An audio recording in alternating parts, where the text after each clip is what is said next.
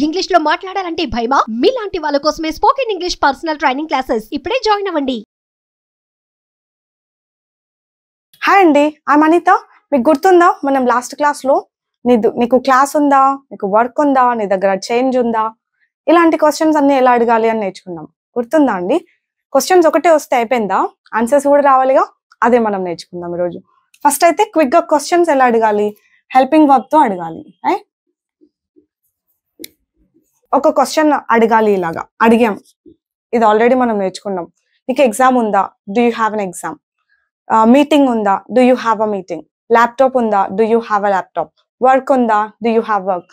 Okay, ఇలా అడగాలి అనేసి నేర్చుకున్నాం. రైట్? నీకు వర్క్ లేదా అని అడగాలంటే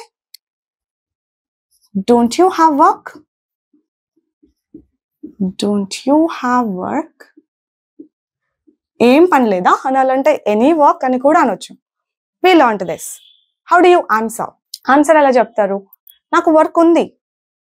ఇది అందరికి వచ్చు అనిత అనుకుంటూ ఉంటారు. Yes, I have work.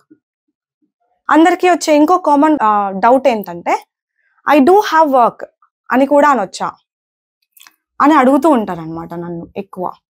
I do have work అనొచ్చా? ఒకవేళ అంటే రెండింటికి డిఫరెన్స్ ఏంటి క్లియర్గా వినండి. ఐ హ్యావ్ వర్క్, నాకు వర్క్ ఉంది. మామూలుగా క్వశ్చన్ అడిగినప్పుడు నీకు వర్క్ ఉందా అంటే ఉంది. ఇది నార్మల్గా ఇచ్చే answer. I do have work అని అంటే నాకు వర్క్ ఉంది అని స్ట్రెస్ చేసి చెప్తున్నట్టు అనమాట. ఎందుకు ఇట్లా స్ట్రెస్ చేసి చెప్తాం మనం మామూలుగా? ఆలోచించండి ఒకసారి. ఎవరైనా నీకేం పని లేదు కదా ఈరోజు అని అన్నారు అనుకోండి, ఎవరు చెప్పారు నీకు పని లేదు, ఉంది, పని ఉంది అని అప్పుడు స్ట్రెస్ చేస్తాం. ఎప్పుడు చేస్తాం? నీకేం లేదు కదా అని ఎవరైనా అన్నప్పుడు ఉంది అని స్ట్రెస్ చేస్తాం. అప్పుడు చెప్పాలి ఇది.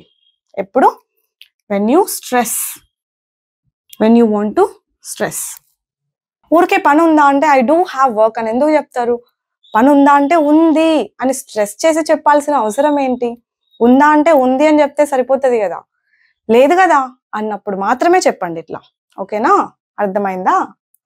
తర్వాత నాకేం పని లేదు ఈరోజు. I don't have any work. I don't have any work today. ఇలా కూడా ఉంటుంది. ఐ హ్యావ్ నో వర్క్ అని. దీని అర్థం ఏంటి? ఇది కూడా స్ట్రెస్ చేసి చెప్పాల్సిన అప్పుడు చెప్పాలేమో అని అనుకుంటే కనుక అదేం లేదు. మీరు రెండింటిలో ఏది చెప్పినా ఓకే. రెండింటికి పెద్ద తేడా ఏం లేదు.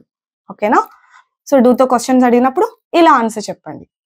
చూడండి, ఇక్కడ 4 ఆన్సర్స్ ఉన్నాయి. ఆమెకి పని ఉందా, ఆమెకి వర్క్ ఉందా. అప్పుడు డస్ షీ హ్యావ్ వర్క్. ఇక్కడ అందరూ చేసే కామన్ మిస్టేక్ ఏంటని చెప్పాను లాస్ట్ క్లాస్లో. షీకి హ్యాజ్ రావాలి కదా అని ఇక్కడ అందరూ డస్ షీ హ్యాజ్ వర్క్ అని అడుగుతూ ఉంటారు అనమాట. కానీ డస్ ఆల్రెడీ వచ్చినప్పుడు ఇంకా హ్యాజ్ రాకూడదు. షీకి హ్యాజ్ రావాలి, కరెక్టే, కానీ అది క్వశ్చన్లో కాదు. ఇది బాగా గుర్తుపెట్టేసుకోండి. ఓకేనా? డస్ షీ హ్యావ్ వర్క్, ఆమెకి వర్క్ ఉందా. ఆమెకి వర్క్ లేదా, ఇక్కడ కూడా అంతే, హ్యావే వస్తుంది. హ్యాజ్ ఎందుకు రాదు? ఆన్సర్లో వస్తుంది హ్యాజ్, క్వశ్చన్లో రాకూడదు. డస్ ఆల్రెడీ ఉన్నప్పుడు ఇంకా హ్యాజ్ రాదు అని గుర్తుపెట్టుకోండి. క్వశ్చన్లో అసలు హ్యాజ్ రాదు. ఓకేనా? తర్వాత ఆన్సర్ చెప్పాలి. ఇప్పుడు ఆమెకి వర్క్ ఉందా అంటే ఆన్సర్ ఏం చెప్తారు? This is easy, right? She has work, she has some work అనొచ్చు. కొంచెం పని ఉంది ఆమెకి, ఇలా అంటూ ఉంటారు. షీ డస్ హ్యావ్ వర్క్ అని. She does have work. Same ఇది అంటే పైన చెప్పాను కదా, సేమ్ ఎక్స్ప్లెనేషన్. ఆమెకి వర్క్ ఉందా అంటే ఉంది అని మామూలుగా చెప్పినప్పుడు, లేదు కదా ఆమెకి ఈరోజు సండే కదా అని అన్నారు అనుకోండి, ఉంది, ఆమెకి వర్క్ ఉంది అని స్ట్రెస్ చేసి చెప్పాల్సి వచ్చినప్పుడు మాత్రమే షీ డస్ హ్యావ్ వర్క్ అనండి తప్ప మామూలుగా అయితే ఇది సరిపోతుంది. ఇక్కడ కూడా చూసారా, డస్ ఆల్రెడీ ఉంది కదా, మళ్ళీ హ్యావే వచ్చింది చూడండి. సో డస్ కనిపించిందంటే ఇంకా హ్యాస్ రాదు, హ్యావే వస్తుంది. Not only does, do, does, don't, doesn't, did not, ఇవన్నీ ఏవి కనిపించినా కూడా మన సెంటెన్సెస్లో మళ్ళీ వర్బ్ ఎప్పుడు హ్యావ్లో ఇంకా హ్యావే ఉంటుంది ఇది. ఓకేనా? నిన్న వర్క్ ఉండిందా అని అడగాలంటే, నిన్న అంటే పాస్ట్ కదా, వర్క్ ఉండిందా. Did you have work yesterday. Yeah past లో ఉండిందా అని, పాస్ట్ గురించి క్వశ్చన్ కాబట్టి డిడ్ యూ హ్యావ్. లేకపోయిందా అంటే didn't you have work, didn't you have work yesterday అని అంటాం. ఉండింది నాకు work, I had some work. ఇక్కడ కూడా I did have some work అని కూడా అంటారు. చూసారా, డిడ్ వచ్చింది కదా, మళ్ళీ ఏం రాస్తున్నా, have. I did have work. ఇది ఎప్పుడు అంటారు, ఉండింది అని అగైన్ స్ట్రెస్ చేయాలనుకున్నప్పుడు అంటారు. మామూలుగా వర్క్ ఉందా అంటే ఉంది అని చెప్తాం, లేదు కదా అని అన్నప్పుడు ఉండింది అని స్ట్రెస్ చేయడానికి ఐ డిడ్ హ్యావ్ వర్క్ అని అంటారు. లేకపోయింది అంటే ఐ డిడ్ంట్ హ్యావ్. చూసారా, మళ్ళీ డిడ్ వచ్చింది కదా, హ్యావే వస్తుంది.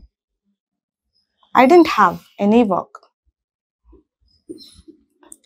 దీన్నే ఐ హ్యాడ్ నో వర్క్ అని చెప్పినా కూడా కరెక్టే. I had no work.